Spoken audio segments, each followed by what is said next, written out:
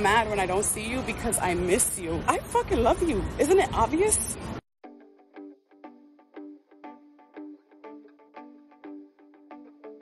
Tila nagparinigan ang hottest love team na Caldrea sa kanilang mga TikTok account. Sa TikTok video nga na ibinahagi ni Andrea ay ginamit nito ang kanta ni Rico Blanco na Antukin.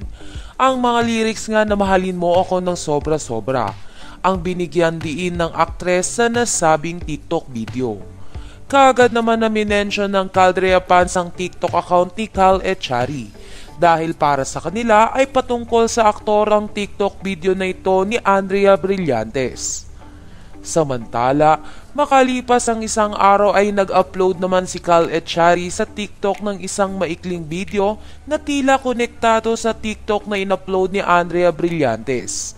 Napansin kasi ng Caldrea fans na sinagot ni Cal ang TikTok video ni Andrea na nagsasabi ng mahalin siya ng sobra-sobra. Base kasi sa background song na napili ni Kyle ay maririnig ang mga salitang I love you. Isn't it obvious?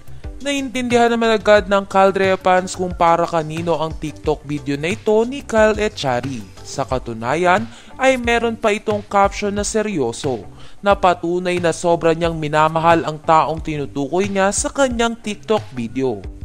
Sa kabilang banda ay wala pang tugon si Andrea Brillantes sa TikTok na ito ni Cal Echari. Kaya naman patuloy na minimension ng Caldrea fans ang pangalan ni Andrea sa nasabing TikTok video ng aktor.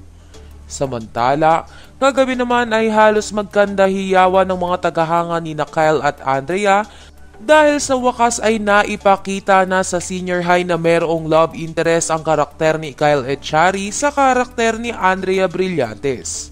Isa pa ay matagal-tagal na rin ang lumipas mula noong nagkaroon ng kiligsi ng Caldrea sa national television. Gayunpaman ay hindi lamang senior high ang muling pagsasamahan ng dalawa. Dahil sa Sabado ay live na masisilayan sina Cal Echari at Andrea Brillantes sa It's Your Lucky Day, kung saan ay makakasama nga nila ang kanilang mga co-stars dati sa kadenang ginto na sina Seth Fedelin at Francine Diaz.